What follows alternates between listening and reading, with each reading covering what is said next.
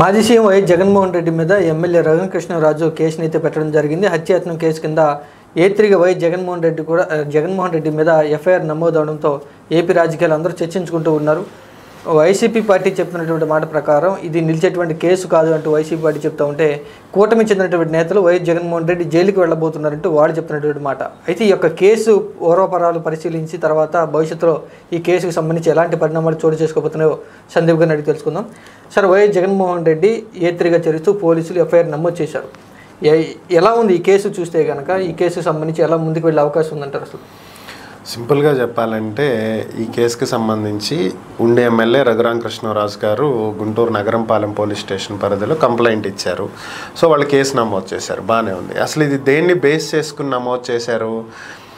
ఎప్పుడో మూడేళ్ల క్రితం ఆయన హైదరాబాద్ నుంచి అరెస్ట్ చేసి తీసుకువచ్చి ఇక్కడ కస్టోడియల్ టార్చర్ చేశారు అనేది ప్రధానమైనటువంటి ఆరోపణలు. అయితే ఆయన అరెస్ట్ చేయటం కానీ, ఇక్కడికి తీసుకురావటం కానీ, కస్టోడియల్ టార్చర్ కానీ ఇవన్నీ ఎవరికి రిలేటెడ్?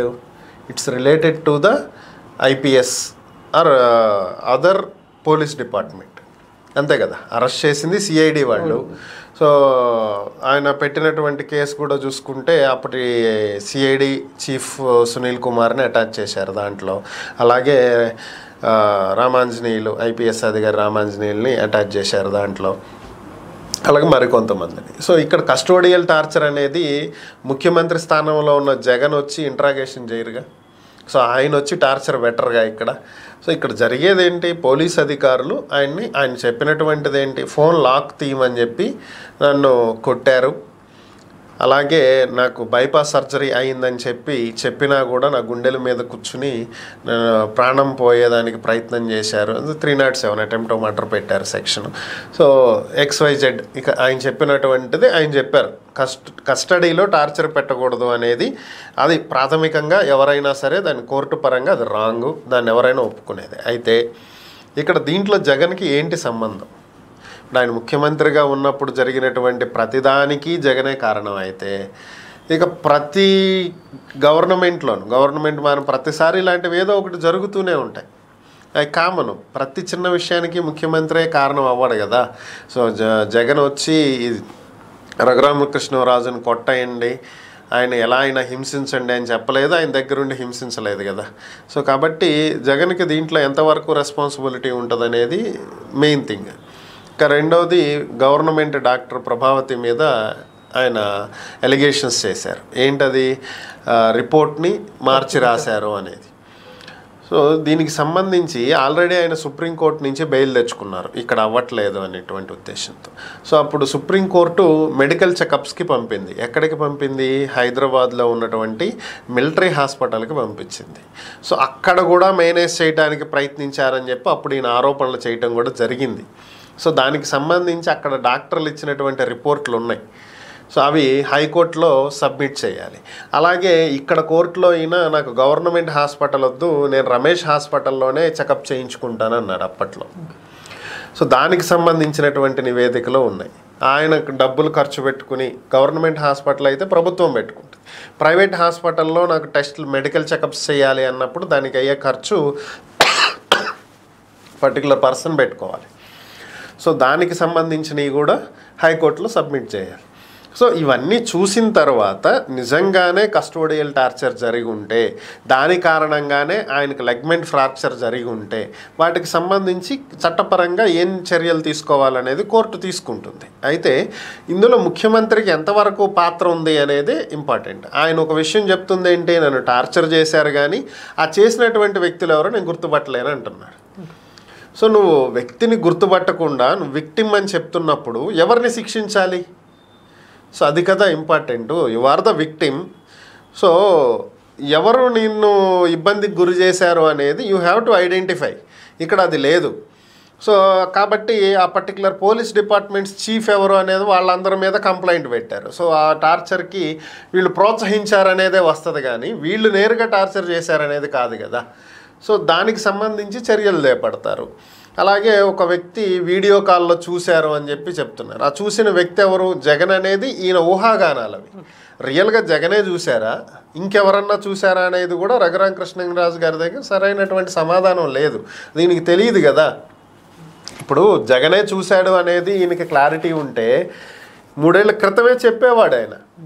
ఫోన్ కాల్లో, వీడియో కాల్లో ఒక వ్యక్తి చూశారు, ఒక వ్యక్తి కాల్లో ఉన్నారని అప్పటి నుంచి మాట్లాడుతున్నారు. కానీ ఆ వ్యక్తి జగనే అనేటువంటి అంశాన్ని ఆయన స్పెసిఫిక్గా చెప్పట్లేదు. అలాంటప్పుడు జగన్ చేయించాడని కానీ, జగన్ చేశాడని కానీ, లేదా కాల్లో ఉండి కావాలనే చేయించాడని కానీ అనటానికి స్పష్టమైన ఆధారాలు లేవు. ఆధారాలు లేనప్పుడు ఆయన మీద కేసు ఏం ప్రొసీడ్ అవుతుంది? అది జరిగేటువంటి అవకాశం అయితే లేదు.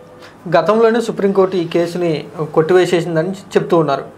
వీళ్ళేమో అంటే కూటమి నాయకులేమో కొట్టివేయలేదు, కేవలం పక్కన పెట్టేశారు ఈ కేసుని చెప్తున్నారు. ఏది వాస్తవం అంటారు? రియాలిటీ అయితే కేసు ఏం కొట్టేయలేదండి. ఈ కేసు క్వాష్ అవ్వలేదు. ఇప్పటి వరకు కేసు క్వాష్ అయ్యింది అనే మాట అయితే అబద్ధం, దాంట్లో డౌట్ ఏం లేదు. సో జస్ట్ బెయిల్ ఇచ్చారు. దీనికి సంబంధించినటువంటి ఫర్దర్ ప్రొసీడింగ్స్ జరగాల్సి ఉంది.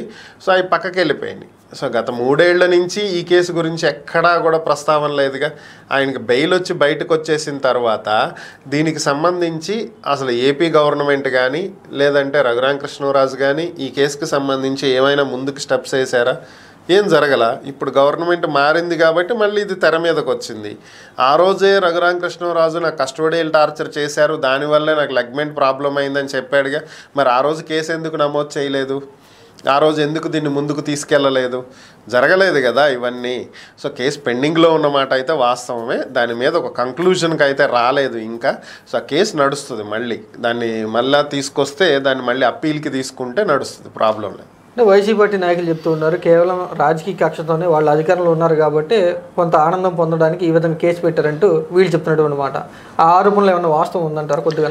అంటే బేసిక్గా వీళ్ళు అధికారంలో ఉన్నప్పుడు వీళ్ళు అదే చేస్తారు, వాళ్ళు అధికారంలో ఉన్నప్పుడు వాళ్ళు అదే చేస్తారు. దీంట్లో పెద్ద తేడా ఏం లేదు. ఎవరు అతీతులు కాదు దీనికి. వాళ్ళేమి ఉత్తములు కాదు, వీళ్ళేమి ఇది కాదు. ఇద్దరు ఒకటే, పెద్ద తేడా అయితే ఏం లేదు.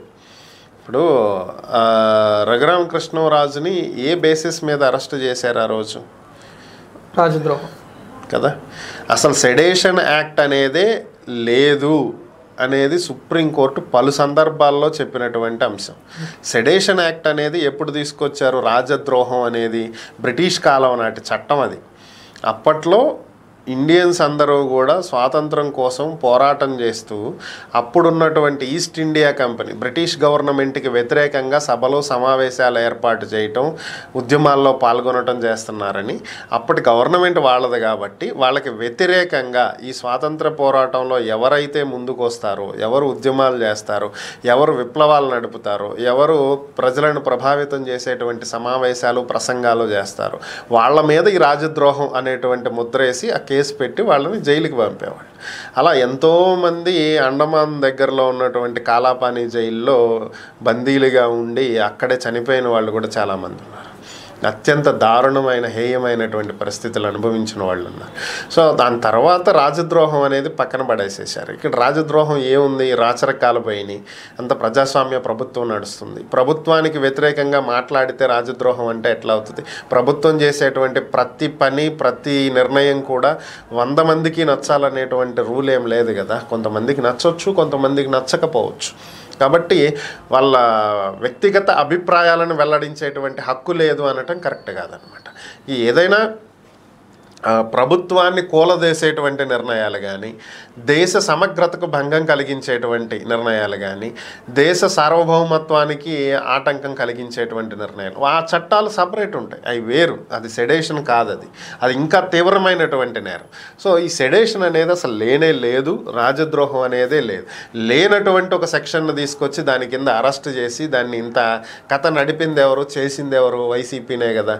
మరి ఆ రోజు వాళ్ళు చేసింది కక్ష సాధింపు కదా.